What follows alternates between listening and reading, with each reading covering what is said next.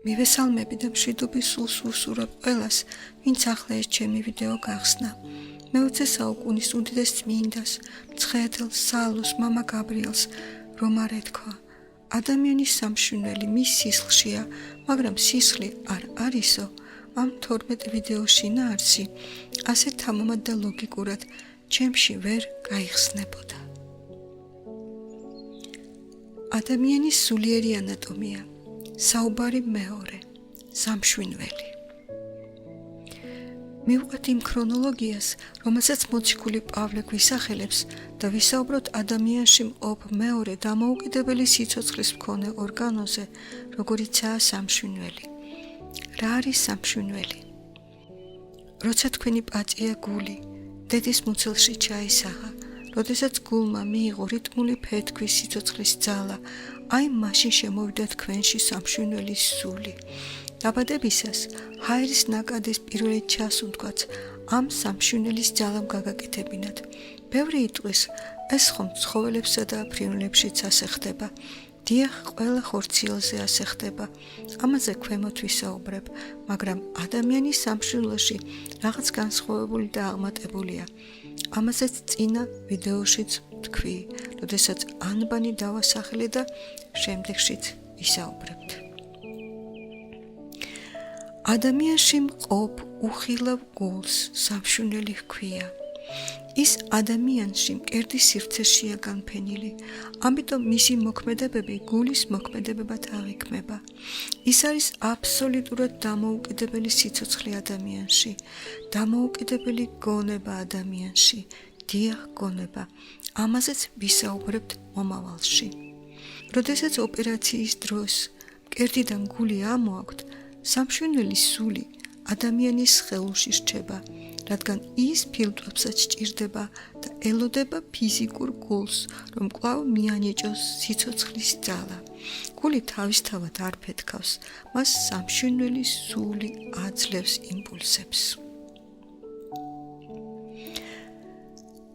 მე-20 საუკუნის უდიდესმა წმინდანმა, სალოსმა, მცხეთელმა ბერმა გაბრიელმა ასეთი რამ თქვა: სამშვენელი სისხლშია, მაგრამ სისხლი არ არის. ვაგრძელებთ. სამშვენელი სისხლში არ არის, მაგრამ მთელ თავის ბუნებას ფიზიკური გულის გზით სისხლს გადასცემს, ხოლო სისხლი ამ ბუნებას გენებში ლექავს. როგორც ადამიანის ღვთაებრივ სულს თავის თავში აქვს აბსოლუტურად დამოუკიდებელი სიცოცხლე, ასევე სამშვენელის სულს თავის თავში აქვს აბსოლუტურად დამოუკიდებელი სიცოცხლე. მსოფლიოში 7 მილიარდი ადამიანი ცხოვრობს. ამ 7 მილიარდ ადამიანს აქვს ერთი დიდი საერთო რამ. ეს არის ღვთაებრივი სული. აბსოლუტურად ყველას ერთი ღვთიის სული უდევს თავის ქალის ნახევარსფეროში. განსხვავდებით მხოლოდ ამ გონების გახსნილობა ჩაკეტილობით. ამაზე პირველ ვიდეოში მქონდა საუბარი. მაგრამ იმდენად, რამდენადაც საერთო გვაქვს ღვთაებრივი სული, იმდენად განსხვავებული გვაქვს სამშვენელის სული. 7 მილიარდი ადამიანიდან თითოეული დაატარებს კუთვნილ ინდივიდუალურ სამშვენელს. მიუხედავად სამშვენელის ასეთი მრავალფეროვნებისა, სამშვენელის დაყოფა მისი ბუნების მიხედვით მარტივად შეიძლება და ეს სახარებაში ნათლად აირეკლება. ეს ძალიან დაწვრილებით აღწერილი მაქვს წიგნში ადამიანი როგორც სამყაროს შვილი. როგორია სამშვენელის კლასიფიკაცია? ეს არის: პირველი, მიწიერი სამშვენელი; მეორე, არამიწიერი სამშვენელი; მესამე, სულიერი სამშვენელი. ბიბლიის პირველსავე თავში ნახსენებია სიტყვა სამშვენელი. თქვა ღმერთმა, გამოიღოს მიწა სამშვენელი ცხოველთა. ესე იგი, მიწა ცოცხალი ორგანიზმია, რომელსაც ცხოველური სამშვენელები გამოაქვს.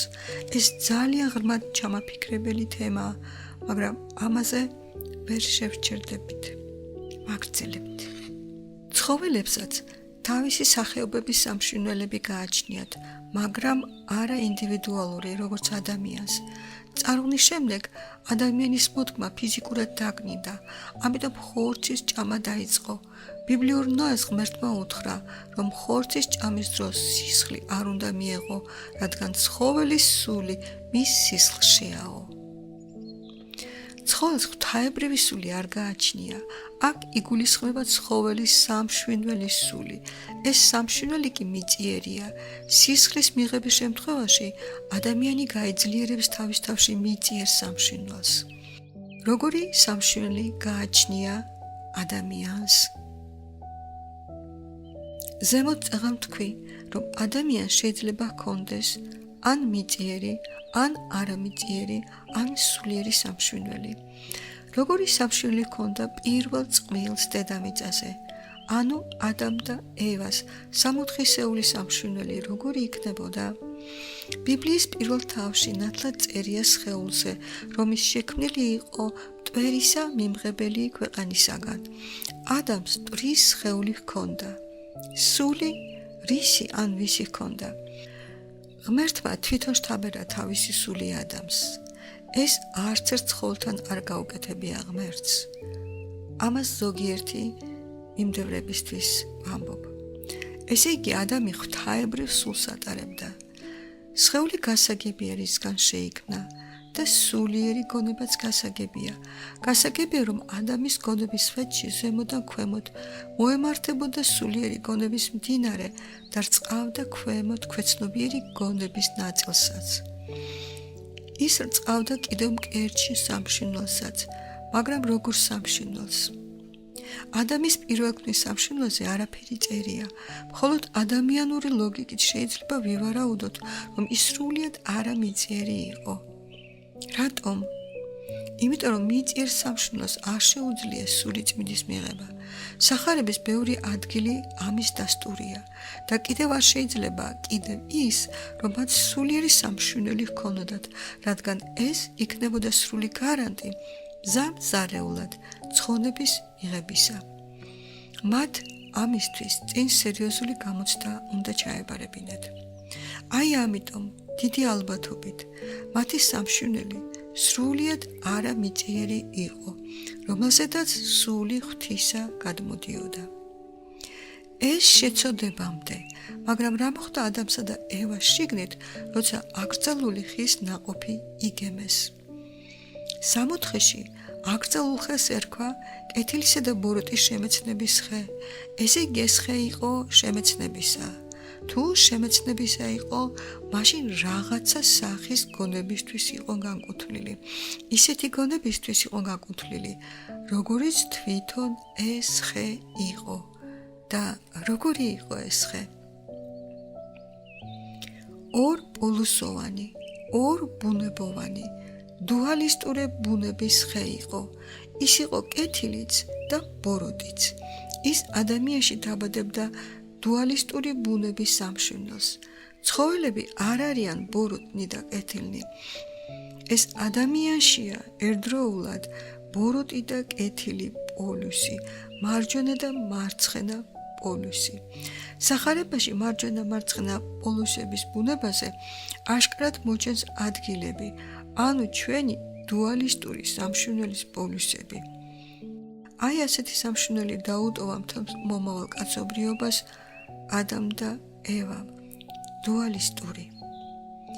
ვინმე იკითხავს, განაცუდია ადამიანში იყოს კეთილისა და ბოროტის გარჩევის ნიჭი? ორი პასუხი მაქვს. პირველი პასუხიც და შეკითხვაც. ადამიანების უმრავლესობა არჩევს სულიერად შხამიანს სულიერად ჯანმრთელისაგან? მხოლოდ იშვიათი. ეს პირველი პასუხია. მეორე პასუხია. თუ ბავშვობისა და გარდატეხის ასაკში მიაწოდეთ არაშესაბამის ცოდნას და გრძნობებს, მაშინ ამ თაობასაც ის გადახდება, რაც პირველ წყვილს გადახდათ. თუმცა ეს შინაგანი უკუ პროცესები მემკვიდრეობითაც ისედაც მივიღეთ ადამ და ევასაგან და ვუმატებთ იმას, რომ ჩვენი გულუბრყვილო დამოკიდებულებით კიდევ უფრო ვამძავრეთ ამ უკუ შინაგან პროცესებს. რა პროცესებია ეს? წინა ვიდეოდან გემახსოვრებათ, ვამბობდი, რომ ბავშვის გონების სვეტში ღვთაებრივი გონების მდინარება ზემოდან ქვემოთ მოემართება. განა ადამიანშიც პირველად ასე არ იყო? ნაყოფის მიღების შემდეგ გონების სვეტში სხეულებრივი გონება, იგივე ქვეცნობიერი გონება აღზევდა ქვემოდან ზევით. ამიტომ ინსტინქტებიც თავზე წამოაჩდა კაცობრიობას. რა მოვიდა სულიერ გონებას? შეიკეთა თავის სამკვიდრებელში, თავის ქალის ნახევარსფეროში. მან ტვინზე დაკარგა წვდომა. ტვინი დაიპყრო ქვეცნობიერის გონებამ. დაიპყრო იმიტომ, რომ ახალ სამშვილდელს, ანუ კეთილისა და ბოროტის სამშვილდელს ერთი ნაწილი სრულიად მიწიერი ჰქონდა, ხოლო მეორე ნაწილი არამიწიერი. ოღონდ არა ის პირველქმნილი მონოისტური ბუნების არამიწიერი, არამედ დუალისტური ბუნების არამიწიერი. კიდევ რა მინდა ვთქვა? თვითონ აკრძალული ნაყოფი ცუდი კი არ იყო, მაშინ ის სამოთხეში არც იქნებოდა. ადამსა და ევაში ჯერ შიგნით რაღაც უნდა გამძლავრებულიყო, რაღაც ისეთი, რომელიც მათ პიროვნულად მაღალ საფეხურზე აიყვანდა, რაც იქნებოდა დასამბავი მათში სულიერი სამშვილდელის დაბადებისა. ესე იგი, მათ დროზე ადრე მიიღეს იმის შემეცნება, რაც ჯერ არ შეიძლებოდა. აი ამიტომ ფრთხილად ბავშვისა და თინეიჯერის ასაკის მქონეთა გონებასთან. ადრე არ მიაწოდოთ იმ ხის ნაყოფი. ჩვენ მემკვიდრეობით ადამ და ევასაგან უნდა მივიღოს სულიერი სამშვილდელი, მაგრამ მივიღეთ კეთილისა და ბოროტის სამშვილდელი.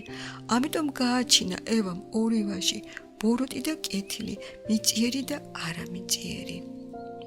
როცა ბავშვის და ახალგაზრდის აღზრდა არასწორი შემეცნებითი გზით წარიმართება, როცა დროზე ადრე იმეცნებენ იმას, რაც არ უნდა შეიმეცნონ, მაშინ იწყება დეგრადირება. ის უარყოფითი პროცესები, რომელიც ზემოთ ადამს და ევაზე აღწერე, ის ჩქარდება და არ შეიკავება, მაგრამ შეკავება შეიძლება. გარდატეხის ასაკს არსებითი მნიშვნელობა აქვს იმისთვის, თუ ზრდასრულ ასაკში როგორ სამშვილდელს მივიღებთ, მიწიერს თუ არამიწიერს თუ სულიერს. რისთვის მოვიდა ქრისტე, რომ მოეტანა ჩვენთვის თავისი სისხლი და ხორცი? რატომ? სისხლი ეს მისი სულიერი სამშვილდელია, რომელიც ადამიანს უნდა ჰქონოდა. მისი ხორცი ღვთაებრივი სულით გაჯერებული ქვეცნობიერია, რაც ადამიანმა დაკარგა. ესე იგი, იმ მიმკვიდრეობით მიღებული პროცესების შეკავება შეიძლება და მეტიც სწორი სულიერი განვითარებაც შეიძლება. აბა რატომ მოვიდა ქრისტე?